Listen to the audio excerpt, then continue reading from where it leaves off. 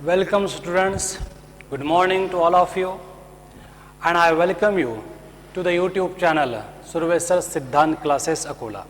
हम इलेक्ट्रोकेमिस्ट्री का आज सेकंड लेक्चर देखने जा रहे हैं। इस सेकंड लेक्चर में कुछ महत्वपूर्ण डेफिनेशंस हैं जिनको जानने के बाद हम इलेक्ट्रोकेमिस्ट्री को बहुत ही अच्छी तरह से पढ़ पाएंगे। तो चलो पहली डेफिनेशन शुरू करते हैं सेकंड लेक्चर की, जो है ऑक्सीडाइजिंग एजेंट। अब ऑक्सीडाइजिंग एजेंट किसे कहा जाएगा? ऑक्सीडाइजिंग एजेंट्स ऐसे पदार्थ हैं जो दूसरे को ऑक्सीडाइज करते हैं। दूसरे को ऑक्सीडाइज करते हैं मतलब दूसरे से इलेक्ट्रॉन छीन लेते हैं और दूसरे से इलेक्ट्रॉन छीनने के लिए इनको इलेक्ट्रॉन गेन करने पड़ते हैं। मतलब बेसिकली क्या है, जो कोई भी पदार्थ ऑक्सीडाइजिंग एजेंट है वो दूसरे को ऑक्सीडाइज कर रहा, मतलब वो दूसरे के इलेक्ट्रॉन खुद गेन कर रहा, मतलब वो खुद किस में जा रहा है? रिडक्शन में।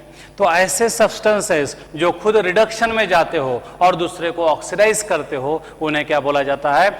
Oxidising agents. इसलिए डेफिनेशन है the substances which itself undergo reduction and oxidises other are called as oxidising agent. Oxidising agents are also called as oxidant.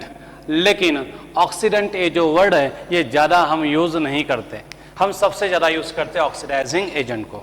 तो ये याद रखिएगा कि हमेशा ऑक्सीडाइजिंग एजेंट्स दूसरों को ऑक्सीडाइज करते हैं और दूसरों को ऑक्सीडाइज करते करते खुद किस में जाते हैं? रिडक्शन में। और इसलिए ऑक्सीडाइजिंग एजेंट को हम कैसे डिफाइन करेंगे? The substances which itself undergo reduction and oxidises others are called as oxidising agent. अब ऑक्सीडाइजिंग एजेंट को पहचानेंगे कैसे? तो गिवन रेडॉक्स रिएक्शन में ऑक्सीडाइजिंग एजेंट को हमें आइडेंटिफाई करना हो तो क्या करना पड़ेगा? तो हम देखेंगे कि रेडॉक्स रिएक्शन में कौन सी स्पीसीज रिडक्शन में जा रही है। जो स्पीसीज रिडक्शन में जा रही है मतलब इलेक्ट्रॉन गेन कर रही है, मतलब किसी और के इलेक्ट्रॉन खींच रही है, मतलब किसी और को ऑक्सीडाइज कर रही है, मतलब वो खुद रिडक्शन में जाकर दूसरों को ऑक्सीडाइज कर रही, मतलब वो हमारी क्या है? ऑक्सीडाइजिंग एजेंट है। वो स्पीसीज क्या है? हमारी ऑक्सीडाइजिंग एजेंट है। अब जो भी कोई रिडक्शन में जाता है तो उसकी ऑक्सीडेशन स्टेट क्या होती है? डिक्रीज होती है। इसलिए ऑक्सीडाइजिंग एजेंट को पहचानना है तो रेडॉक्स रिएक्शन में ऐसे स्पीसीज को ढूंढना पड़ेगा जिनकी ऑक्सीडेशन स्टेट डिक्रीज होती है। अब जिस किसी की ऑक्सीडेशन स्टेट डिक्रीज हुई है मतलब वो जाहिर है किसमें गया है? रिडक्शन में। और जो रिडक्शन में जाता है वो हमेशा किसका रोल प्ले करता है?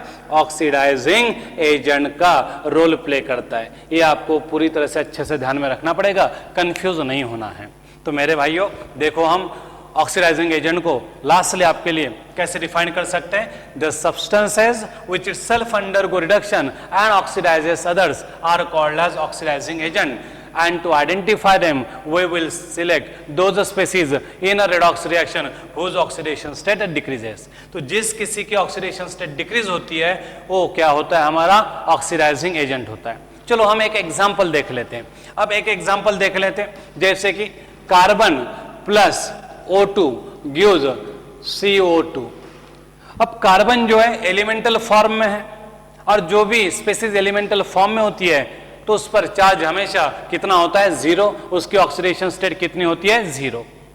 अब शुरुआत में कार्बन की ऑक्सीडेशन स्टेट 0 है। ऑक्सीजन ए भी एलिमेंटल फॉर्म में है, ऑक्सीजन पर भी चार्ज कितना है? 0 है। हर एक ऑक्सीजन की ऑक्सीडेशन स्टेट O2 में कितनी है? 0 है। जब हम CO2 की बात करते हैं तो CO2 में कार्बन पर ऑक्सीडेशन स्टेट कितनी है? +4। और ऑक्सीजन पर, एक ऑक्सीजन पर -2, दूसरे ऑक्सीजन पे और -2, ऐसे दो ऑक्सीजन मिलके कितने? -4 चार्ज है। मैंने सिर्फ यहाँ पे एक ही ऑक्सीजन का ऑक्सीडेशन स्टेट दिखाया। अब देखो ये रेडॉक्स रिएक्शन है, क्योंकि जिस रिएक्शन में किसी एक भी एलिमेंट की ऑक्सीडेशन स्टेट बदलती है तो क्या होती है? रेडॉक्स रिएक्शन का एग्जाम्पल होता है। तो ये इसमें कार्बन की ऑक्सीडेशन स्टेट बदल गई, ऑक्सीजन की भी ऑक्सीडेशन स्टेट बदल गई, मतलब ये डेफिनेटली क्या है? रेडॉक्स रिएक्शन का एग्जाम्पल है। यहां पे ऑक्सीजन O ऐसी स्पीसीज है जिसका ऑक्सीडेशन स्टेट क्या हुआ है? डिक्रीज हुआ है। मतलब ऑक्सीजन ने इलेक्ट्रॉन गेन किए, मतलब ऑक्सीजन किस में गया? रिडक्शन में। ऑक्सीजन को रिडक्शन में जाना था तो उसने 2 इलेक्ट्रॉन खींच लिए कार्बन से, हर एक ऑक्सीजन ने दो दो इलेक्ट्रॉन खींच लिए कार्बन से, इसकी वजह से कार्बन ऑक्सीडाइज हो गया। मतलब ऑक्सीजन के दो इलेक्ट्रॉन खींचने की वजह से कार्बन ऑक्सीडाइज हो गया, इसलिए ऑक्सीजन यहाँ पे क्या है, कार्बन को ऑक्सीडाइज करने वाला एजेंट है। मतलब oxygen acts as a oxidising agent. तो देखो यहाँ पे ऑक्सीजन की ऑक्सीडेशन स्टेट डिक्रीज हो गई, 0 से -2 हो गई, इसलिए ये रिडक्शन में गया, और रिडक्शन में गया इसलिए हम बोलेंगे ये कौन सा रोल प्ले कर रहा है, ऑक्सीडाइजिंग एजेंट का। तो जिस किसी की ऑक्सीडेशन स्टेट डिक्रीज हो रेडॉक्स रिएक्शन में, डेफिनेटली बिंदासली आंखें मूंद करके आप बोल सकते हो कि that is your oxidising agent. याद रहे, जिस किसी की ऑक्सीडेशन स्टेट कम होती है वो रिडक्शन में जाता है, और जो रिडक्शन में जाता है वो हमेशा किसका रोल प्ले करता है, ऑक्सीडाइजिंग एजेंट का। तो इस तरह से हम रिडॉक्स रिएक्शन में ऑक्सीडाइजिंग एजेंट को आइडेंटिफाई कर सकते हैं। तो इस तरह से ऑक्सीडाइजिंग एजेंट की डेफिनेशन हमने देख ली। अब सेम एग्जैक्टली इसके अपोजिट क्या है, रिड्यूसिंग एजेंट की डेफिनेशन है, वो भी हम देख लेते हैं। रिड्यूसिंग एजेंट को कैसे डिफाइन किया जाएगा, तो रिड्यूसिंग एजेंट इसका दूसरा नाम है रिडक्टेंट, लेकिन अगेन हम इस रिडक्टेंट को ज्यादा यूज नहीं करते, ज्यादा से ज्यादा हम यूज कौन सा नाम करते हैं, ऑक्सीडाइजिंग रिड्यूसिंग एजेंट ही यूज करते हैं। अब रिड्यूसिंग एजेंट को कैसे डिफाइन करेंगे, तो याद रखिएगा रिड्यूसिंग एजेंट ऐसी स्पेसीज है जो दूसरों को रिड्यूस करती है। अब दूसरों को रिड्यूस करना है मतलब दूसरों को इलेक्ट्रॉन सप्लाई करना पड़ेगा। दूसरे को इलेक्ट्रॉन सप्लाई कैसे कर सकते हैं, जब कोई स्पेसीज खुद इलेक्ट्रॉन लूज करेगी तो वही दूसरे को इलेक्ट्रॉन सप्लाई कर सकती है। तो जो स्पेसीज खुद इलेक्ट्रॉन लूज करेगी, दूसरे को इलेक्ट्रॉन सप्लाई करके उसको रिड्यूस करेगी, उसे क्या बोला जाता है, रिड्यूसिंग एजेंट।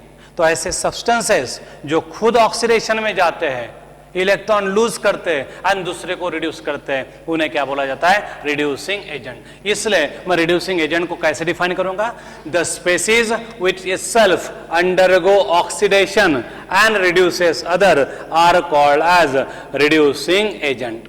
वापस से एक बार ध्यान से डेफिनेशन सुनिएगा, the species which itself undergo oxidation and reduces other are called as reducing agent। बराबर है। अब रिड्यूसिंग एजेंट को पहचानने कैसे पहचानेंगे हम, तो वही सेम टेक्निक है। रिड्यूसिंग एजेंट वो स्पेसीज होती है जो खुद ऑक्सीडेशन में जाती है, खुद इलेक्ट्रॉन लूज करती है और दूसरे को इलेक्ट्रॉन सप्लाई करके उसे रिड्यूस करती है, इसलिए दूसरों को रिड्यूस करने वाला तो हमने नाम दे दिया रिड्यूसिंग एजेंट। अब रिड्यूसिंग एजेंट खुद ऑक्सीडेशन में जाता है तो जाहिर है उसकी ऑक्सीडेशन स्टेट बढ़ेगी। तो जिस किसी स्पेसीज की रिडॉक्स रिएक्शन में ऑक्सीडेशन स्टेट बढ़ती है मतलब वो ऑक्सीडेशन में गया है, और जो ऑक्सीडेशन में गया है वो हमेशा किसका रोल प्ले करता है, रिड्यूसिंग एजेंट का रोल प्ले करता है। तो अगर आपको गिवन रिडॉक्स रिएक्शन में रिड्यूसिंग एजेंट को ढूंढना है तो आप ऐसे स्पेसीज को ढूंढो जिसकी ऑक्सीडेशन स्टेट बढ़ रही हो। तो जिस किसी की ऑक्सीडेशन स्टेट बढ़ेगी वो हमेशा ऑक्सीडेशन में गया है, और जो ऑक्सीडेशन में जाता है वही किसका रोल प्ले करता है, रिड्यूसिंग एजेंट का। तो इस तरह से हम रिड्यूसिंग एजेंट के बारे में देख सकते हैं। तो वापस एक बार रिड्यूसिंग एजेंट की मैं डेफिनेशन रिपीट करूंगा, ध्यान से सुनिएगा। The species which itself undergo oxidation and reduces other is called as reducing agent. अब रिड्यूसिंग एजेंट को कैसे हम आइडेंटिफाई करेंगे, तो हम वही एग्जांपल वापस रिपीट करेंगे। Carbon plus oxygen gives us CO2। अब यहां ध्यान दीजिएगा कार्बन की तरफ। कार्बन रिएक्शन के पहले एलिमेंटल फॉर्म में है, उस पर ऑक्सीडेशन स्टेट कितना है, 0। जब वो ऑक्सीजन के साथ कंबाइन होगा तो CO2 तैयार होगा। CO2 में मतलब प्रोडक्ट साइड पर कार्बन की ऑक्सीडेशन स्टेट कितनी है, +4 है। तो कार्बन एक ऐसी स्पेसीज है जिसकी ऑक्सीडेशन स्टेट बढ़ रही है। कार्बन की ऑक्सीडेशन स्टेट का बढ़ना किसके तरफ अंदेशा देता है, किसके तरफ इशारा करता है कि कार्बन ऑक्सीडेशन में गया है, और जो कोई ऑक्सीडेशन में जाता है वो इलेक्ट्रॉन लूज करता है, और उसने लूज के वो इलेक्ट्रॉन किसने गेन किए, ऑक्सीजन ने। मतलब कार्बन की वजह से ऑक्सीजन रिड्यूस हो गया, इसलिए कार्बन क्या है, रिड्यूसिंग एजेंट है। बराबर है। तो यहां पे कार्बन किसका रोल प्ले कर रहा है, रिड्यूसिंग एजेंट का, क्योंकि वो ऑक्सीडेशन में गया है। बराबर है। और वो ऑक्सीडेशन में गया कैसे पता चला, क्योंकि उसकी ऑक्सीडेशन स्टेट बढ़ गई है। तो इस तरह से रिडॉक्स रिएक्शन में जिस किसी की ऑक्सीडेशन स्टेट बढ़ती है वो हमेशा क्या होता है, रिड्यूसिंग एजेंट। तो आपको पूछा जाएगा सवाल, oxidation state of reducing agent and blank space, नीचे होगा increases decreases can not be predicted and all of these, तो और नन ऑफ दीज होगा चौथा ऑप्शन। तो आप क्या सिलेक्ट करेंगे? Oxidation state of reducing agent increases, ऐसा आपका ऑप्शन होना चाहिए, बराबर है। तो रिड्यूसिंग एजेंट की ऑक्सीडेशन स्टेट बढ़ती है, ऑक्सीडाइजिंग एजेंट की ऑक्सीडेशन स्टेट डिक्रीज होती है। तो ये oxidising agent and reducing agent की डेफिनेशन हम इस तरह से कर सकते हैं। तो यहां पे इस एग्जांपल में carbon acts as a reducing agent and oxygen acts as a oxidising agent. अब ढेर सारे एग्जांपल ले सकते हैं हम। एक और एग्जांपल ले सकते हैं, H2 प्लस Cl2। मैं जानबूझ के इसको ऐसे लिख रहा हूं, H single bond H, Cl single bond Cl, और ये दोनों कंबाइन होकर क्या मिलता है हमें? ट्वाइस HCl मिलता है। नाउ लिसन, हाइड्रोजन ये एलिमेंट है, H2 is element, Cl2 is also element, और एलिमेंटल फॉर्म में हर एलिमेंट की ऑक्सीडेशन स्टेट कितनी होती है? 0, इसलिए हर एक हाइड्रोजन पर 0 चार्ज है, क्लोरीन पर क्या है? 0 चार्ज है। अब ये दोनों कंबाइन होकर क्या तैयार कर रहे हैं? HCl तैयार कर रहे हैं। HCl में हाइड्रोजन ने सिंगल बॉन्ड फॉर्म किया है Cl के साथ, इसलिए हाइड्रोजन पर चार्ज आएगा 1, लेकिन वो लेस इलेक्ट्रोनेगेटिव है तो उस पर चार्ज आएगा +1। क्लोरीन ने भी एक सिंगल बॉन्ड फॉर्म किया, तो जितने बॉन्ड फॉर्म करता है एलिमेंट उतना ही उस पर चार्ज आता है, तो एक चार्ज आएगा, लेकिन क्लोरीन मोर इलेक्ट्रोनेगेटिव है हाइड्रोजन से, इसलिए इस पर कितना चार्ज आएगा? -1। तो देखो ये रिएक्शन में ऑक्सीडेशन स्टेट ऑफ एलिमेंट्स बदल रही है, मतलब वो डेफिनेटली क्या है? रेडॉक्स रिएक्शन का एग्जांपल है। अब रेडॉक्स रिएक्शन का एग्जांपल है तो वहां पे रिडक्शन में जाने वाला कोई तो भी होगा, ऑक्सीडेशन में भी जाने वाला कोई तो भी होगा। अब यहां पे देखो हाइड्रोजन पर चार्ज पहले कितना था? 0 था, अब कितना है? +1, मतलब हाइड्रोजन की ऑक्सीडेशन स्टेट बढ़ गई है, 0 से +1 हो गई। ऑक्सीडेशन स्टेट का बढ़ना किसके तरफ इशारा करता है? कि हाइड्रोजन किस में गया है? ऑक्सीडेशन में, और जो कोई स्पीशीज ऑक्सीडेशन में जाती है वो दूसरों को हमेशा रिड्यूस करती है, इसलिए हाइड्रोजन को हम क्या बोलेंगे? रिड्यूसिंग एजेंट बोलेंगे, बराबर है। तो यहां पे हाइड्रोजन की ऑक्सीडेशन स्टेट बढ़ गई, मतलब हाइड्रोजन ऑक्सीडेशन में गया है, मतलब उसने किसका रोल प्ले किया है? रिड्यूसिंग एजेंट का।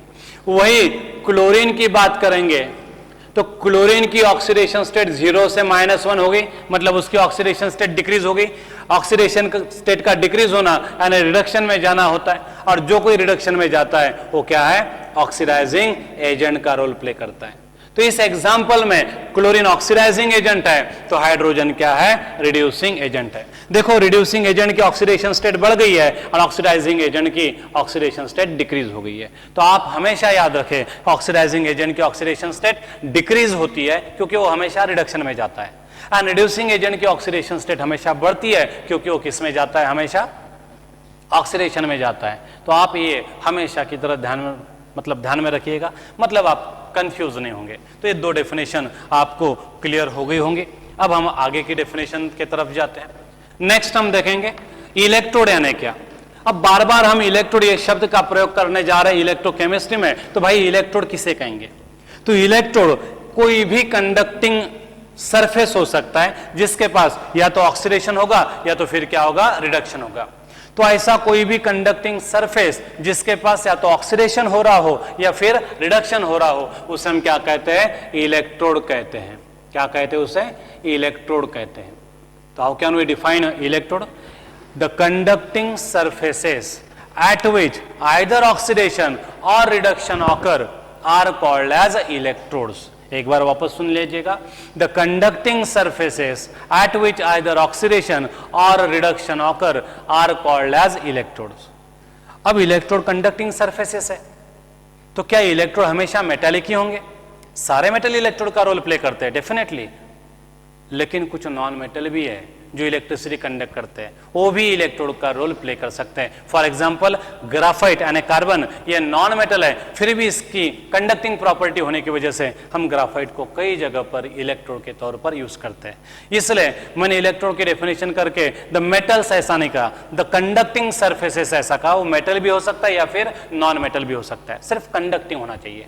The conducting surfaces at which either oxidation और reduction occurs are called as electrodes. इस इलेक्ट्रोड को हमने कौन सी रिएक्शन उसके पास हो रही है उसके बेसिस पर से दो टाइप में क्लासिफाई किया है। एक इलेक्ट्रोड को हम बोलते हैं एनोड और एक इलेक्ट्रोड को हम बोलते हैं कैथोड। अब एनोड और कैथोड को कभी भी चार्जेस के बेसिस पर डिफाइन नहीं करना चाहिए। एनोड और कैथोड को कभी भी चार्जेस के बेसिस पर डिफाइन नहीं करना चाहिए।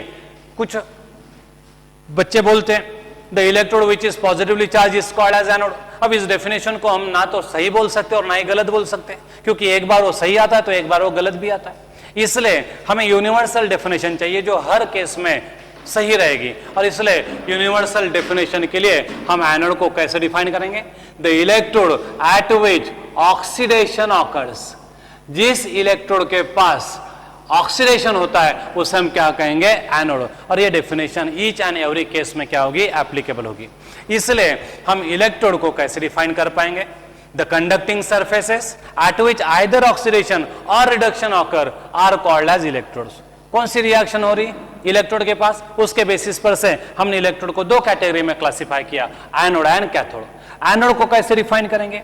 जिस किसी इलेक्ट्रोड के पास ऑक्सीडेशन होगा उसे हमेशा क्या कहना चाहिए? Anode. The electrode at which oxidation occur is called as anode. It may be positively charge और it may be negatively charge. तो एनोड पॉजिटिवली चार्ज भी हो सकता है, नेगेटिवली चार्ज भी हो सकता है, जो कुछ भी चार्ज है उस पर, लेकिन उसके पास हमेशा क्या होगा? ऑक्सीडेशन ही होगा। इसलिए हम एनोड को इस तरह से डिफाइन करेंगे। The electrode at which oxidation occur is called as anode. It may be positively charged or it may be negatively charged. ठीक उसी तरह से हम कैथोड को डिफाइन करेंगे। कैथोड एक ऐसा इलेक्ट्रोड है जिसके पास हमेशा क्या होगा? रिडक्शन होगा। तो जिस किसी इलेक्ट्रोड के पास रिडक्शन होता है वो हमेशा क्या होता है? कैथोड। कैथोड पर भी कभी पॉजिटिवली चार्ज होता है तो कभी नेगेटिवली चार्ज होता है। चार्जेस के बेसिस पर हम कैथोड को डिफाइन नहीं कर पाएंगे, हम डिफाइन कर पाएंगे उसके पास कौन सी रिएक्शन है उसके बेसिस पर। तो how can we define cathode? The electrode at which reduction occur is called as cathode. Cathode में भी पॉजिटिवली चार्ज और इट में भी निगेटिवली चार्ज, ऐसा हम बोल सकते हैं। तो ये इलेक्ट्रोड के बारे में होगा।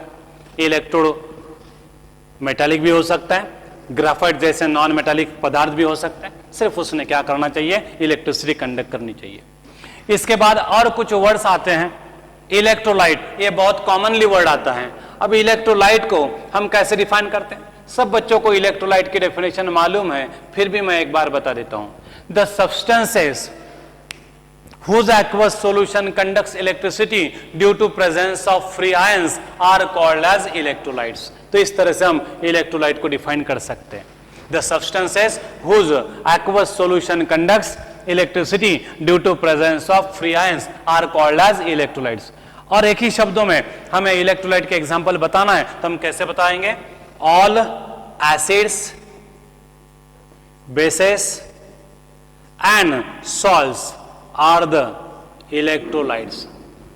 इन जनरल हमने तीन वर्ड में सारे के सारे एग्जाम्पल इंक्लूड कर दिए। सारे के सारे एसिड, सारे के सारे बेसिस एंड सारे के सारे सॉल्ट क्या है? इलेक्ट्रोलाइट्स का एग्जाम्पल है। अब इलेक्ट्रोलाइट्स जब भी हम पानी में डालते हैं डिसोसिएट होते हैं, आयन तैयार करते हैं, और पानी में वो आयन्स मूवेबल होते हैं। जब हम करंट पास करते हैं तो positively charge ion negatively charge rod की तरफ जाते हैं, और negatively charge ion positively charge electrode की तरफ जाते हैं और इलेक्ट्रिसिटी कंडक्ट करते हैं। इसलिए यहाँ पे करंट कैरियर्स कौन है? आयन्स है। बराबर है। करंट कैरियर्स कौन है? आयन्स है, positively charge and negatively charge. तो in case of electrolytes current carriers are cations and anions. Positively charge ions यानी कटायंस और नेगेटिवली चार्ज आयंस यानी अनायंस। इसलिए करंट कैरियर्स कौन होंगे? यहाँ पे आयंस होंगे। अब हमें इलेक्ट्रोलाइट तो समझ में आ गया, अब नॉन इलेक्ट्रोलाइट भी मालूम होना चाहिए। तो नॉन इलेक्ट्रोलाइट ऐसे पदार्थ हैं जो पानी में सोल्यूबल तो होंगे लेकिन आयन तैयार नहीं करेंगे और इसलिए वो इलेक्ट्रिसिटी भी कंडक्ट नहीं करेंगे। इसलिए नॉन इलेक्ट्रोलाइट को हम कैसे डिफाइन कर पाएंगे? The substances whose aqueous solution never conducts electricity are called as non electrolytes. The substances whose aqueous solution never conducts electricity are called as non-electrolytes. इसके एग्जाम्पल क्या है? तो इसके एग्जाम्पल मैं दे सकता हूं। यूरिया है, इसका एक्वस सॉल्यूशन कभी इलेक्ट्रिसिटी कंडक्ट नहीं करता। शुगर है, ग्लूकोज है, सुक्रोज है, फ्रुक्टोज है, दीज आर द शुगर्स। पानी में डिजॉल्व होंगे लेकिन वो इलेक्ट्रिसिटी कंडक्ट नहीं करते, तो इन्हें हम क्या बोलते हैं, नॉन इलेक्ट्रोलाइट्स। अब एक और डेफिनेशन देख ही लेते हैं, कौन सी, इंसुलेटर। ये भी सबको पता है, इंसुलेटर्स किसे कहा जाएगा। तो इंसुलेटर ऐसे पदार्थ हैं जो वाटर में इंसोल्यूबल होते हैं और इलेक्ट्रिसिटी कंडक्ट नहीं करते। The water insoluble substances which do not conduct electricity are called as insulator. इसका एग्जांपल है प्लास्टिक, इसका एग्जांपल है रबर, इसका एग्जांपल हम दे सकते हैं वुड। तो ऐसे वाटर इंसोल्यूबल सब्सटेंसेस जो इलेक्ट्रिसिटी को कंडक्ट नहीं करते उन्हें हम क्या बोलते हैं, इंसुलेटर्स बोल सकते हैं। तो इन तीनों के बारे में हमें जानकारी चाहिए। इन तीनों में से हमें सबसे ज्यादा कौन यूज करना है, इलेक्ट्रोलाइट्स को यूज करना है। तो ये non electrolyte, electrolyte and insulator की डेफिनेशंस थी और उसके कुछ एग्जांपल थे। We are mainly interested in electrolytes. अब इसके बाद और एक हमेशा टर्म बार बार हम यूज करते हैं, इलेक्ट्रोकेमिकल सेल्स। एक कंसेप्ट हमेशा आता है इलेक्ट्रोकेमिकल सेल का। अब इलेक्ट्रोकेमिकल सेल किसे बोला जाएगा,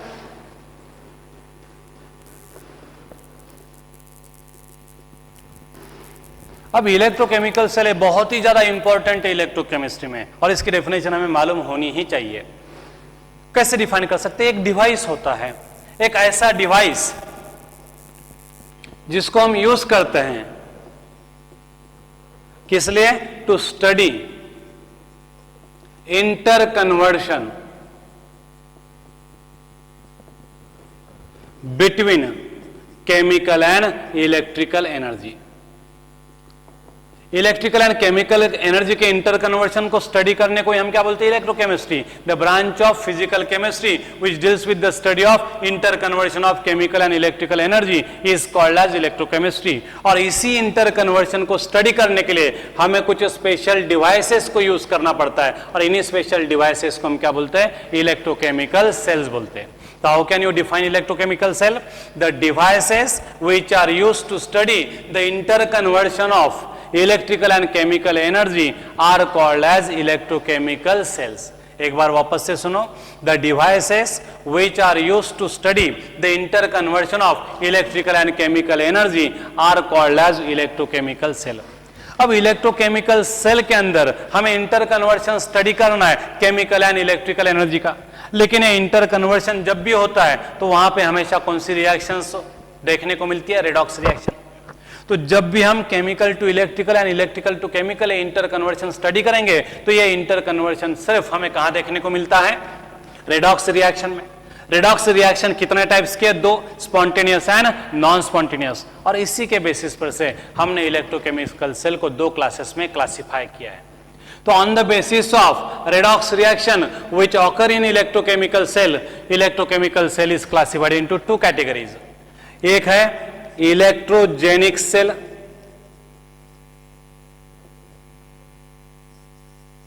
और एक दूसरा है इलेक्ट्रोलिटिक सेल। अब इलेक्ट्रोजेनिक सेल किसे कहेंगे, इलेक्ट्रोलिटिक सेल किसे कहेंगे, कैसे डिफाइन करेंगे इसे। तो क्या आपको बच्चों इलेक्ट्रोकेमिकल सेल की डेफिनेशन पता चल गई, बहुत ही आसान है। The devices which are used to study inter conversion between electrical and chemical energy are called as electrochemical cell.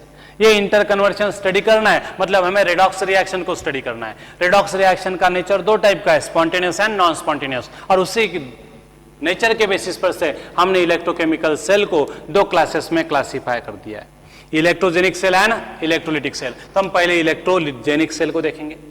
Electrogenic cell को हम गैल्वानिक सेल भी बोलते हैं। लुइगी गैल्वानी नाम का साइंटिस्ट था, उसके ऑनर में हम इलेक्ट्रोजेनिक सेल को क्या बोलते हैं, गैल्वानिक सेल भी बोलते हैं। या अलेक्जेंड्रो होल्टा, इस साइंटिस्ट के नाम से हम इसे होल्टाइक सेल भी बोलते हैं। क्या बोलते हैं इसे, होल्टाइक सेल। अब इलेक्ट्रोजेनिक सेल को कैसे डिफाइन करेंगे, इलेक्ट्रो मतलब इलेक्ट्रिकल एनर्जी एंड जन मतलब जनरेटर। तो इस सेल में इलेक्ट्रिकल एनर्जी जनरेट होंगी at the cost of chemical energy, मतलब कन्वर्शन का डायरेक्शन क्या रहेगा, केमिकल टू इलेक्ट्रिकल। और केमिकल टू इलेक्ट्रिकल ये जब डायरेक्शन होगा, केमिकल टू इलेक्ट्रिकल ये जब डायरेक्शन होगा तो यहां पे कौन सी रिएक्शन होनी चाहिए, स्पॉन्टेनियस रेडॉक्स रिएक्शन। क्योंकि स्पॉन्टेनियस रेडॉक्स रिएक्शन में ही कौन सा कन्वर्शन देखने को मिलता है, chemical to electrical. Do you got it? तो इस तरह से हम इलेक्ट्रोजेनिक सेल को डिफाइन कर पाएंगे। तो इलेक्ट्रोजेनिक सेल क्या है? An electrochemical cell in which spontaneous redox reaction is carried out to generate electrical energy। एक बार शांति से सुनिएगा। क्या कैसे डिफाइन कर पाएंगे हम? द इलेक्ट्रोजेनिक सेल को कैसे डिफाइन करेंगे हम? An electrochemical cell in which spontaneous redox reaction is carried out to generate electrical energy from chemical energy is called as electrogenic cell। तो इस तरह से हम इलेक्ट्रोजेनिक सेल को डिफाइन कर सकते हैं। वापस एक बार, an electrochemical cell in which spontaneous redox reaction is carried out to generate electrical energy from chemical energy is called as electrogenic cell। Electrogenic cell is also called as galvanic cell or Voltaic cell in the honor of Luigi Galvani and Alessandro Volta। तो इस तरह से हम electrogenic cell को define करेंगे। तो electrogenic cell एक type है इलेक्ट्रोकेमिकल सेल का। लेकिन देखिए बच्चों, बहुत सारे जगह पे इलेक्ट्रोजेनिक सेल बोलना चाहिए था, लेकिन बहुत सारे ऑथर इलेक्ट्रोजेनिक सेल के जगह पे बिंदास इलेक्ट्रोकेमिकल सेल का ही इस्तेमाल करते हैं। तो जब भी कभी आपको इलेक्ट्रोकेमिकल सेल ऐसा देखने को मिलेगा तो आपको उसे क्या इमेजिन करना है? Electrogenic cell. तो बहुत बार न्यूमेरिकल में ऑथर इलेक्ट्रोकेमिकल सेल ही बोल देता है। अब वो तो दो टाइप की है भाई, इलेक्ट्रोलिटिक भी है और इलेक्ट्रोजेनिक भी है, तो क्या समझना? तो ऐसे वक्त जब भी कहीं आपको इलेक्ट्रोकेमिकल सेल रीड करने को मिलेगा तो आप उसे इमेजिन कर लेना मन ही मन में एज ए इलेक्ट्रोजेनिक सेल। तो आपको इलेक्ट्रोजेनिक सेल समझ में आया होगा? कोई डाउट अब इसमें? क्या बोल सकते हैं? An electrochemical cell in which spontaneous redox reaction is carried out to generate electrical energy from chemical energy is called as electrochemical cell। Electrolytic cell किससे बोलेंगे? इलेक्ट्रोलिटिक सेल एक ऐसी इलेक्ट्रोकेमिकल सेल है जिसमें हम non spontaneous redox reaction carry out करते हैं। ऐसी इलेक्ट्रोकेमिकल सेल जिसमें हम non spontaneous redox reaction carry out करते हैं। अब नॉन स्पॉन्टेनियस रेडॉक्स रिएक्शन अपने आप तो होगी नहीं, उसके लिए हमें कंटिन्यूसली बाहर के एनर्जी का हेल्प लेना पड़ेगा, बाहर के सोर्स का मदद लेना पड़ेगा। इसलिए हमें यह non spontaneous redox reaction carry out करने के लिए कंटिन्यूसली इलेक्ट्रिकल एनर्जी का इस्तेमाल करना पड़ेगा। और इस नॉन स्पॉन्टेनियस रेडॉक्स रिएक्शन में क्या होता है? Electrical energy is converted into chemical energy. इसलिए हम इलेक्ट्रोलिटिक सेल को कैसे डिफाइन करेंगे? An electrochemical cell in which non-spontaneous redox reaction is carried out by passing electrical energy is called as electrolytic cell। कैसे डिफाइन करेंगे हम? An electrochemical cell in which non-spontaneous redox reaction is carried out by passing electrical energy is called as electrolytic cell। Electrolytic cell को हम दूसरे नाम से भी जाना जाता है, होल्टा मीटर के नाम से। तो electrolytic cell is also known as voltameter, बराबर है। तो इस तरह से हम इलेक्ट्रोलिटिक सेल को डिफाइन कर सकते हैं। तो इलेक्ट्रोकेमिकल सेल को नेचर ऑफ रेडॉक्स रिएक्शन के बेसिस पर से हमने दो क्लासेस में क्लासिफाई किया, electrogenic and electrolytic. Electrogenic cell के अंदर कौन सी रिएक्शन होती है? Spontaneous redox reaction. और क्या प्रोड्यूस होती है? Electrical energy. किससे? केमिकल एनर्जी से। डायरेक्शन ऑफ चेंज क्या है? Chemical to electrical. Electrolytic cell में कौन सी रिएक्शन कैरी आउट की जाती है? Non spontaneous redox reaction carry out की जाती है, और उसमें कन्वर्शन की डायरेक्शन क्या है? Electrical to chemical. और इसे क्या बोला जाता है? होल्टा मीटर कहा जाता है। समझ में आया? ठीक है बच्चों।